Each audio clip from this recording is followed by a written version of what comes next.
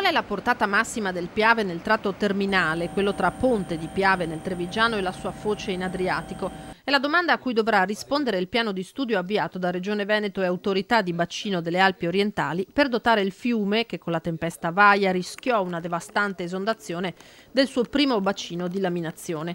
Un anno fa l'alveo riuscì a contenere 2500 metri cubi al secondo. L'obiettivo è quello di fare in modo di capire quanta ne possa passare in più con dei lavori di ricalibratura dell'alveo o di leggero innalzamento degli argini, e questo ci consentirà anche di sapere se e soprattutto quanti interventi a monte saranno necessari per trattenere i colmi di piena sul Piave. Stiamo facendo dei ragionamenti sulle grave di Ciano, però abbiamo la necessità di capire prima precisamente quanto sarà la portata massima transitabile sul tratto terminale. Un bacino di laminazione da 30-35 milioni di metri cubi per il quale la Regione ha ottenuto solo a fine 2018 i fondi necessari.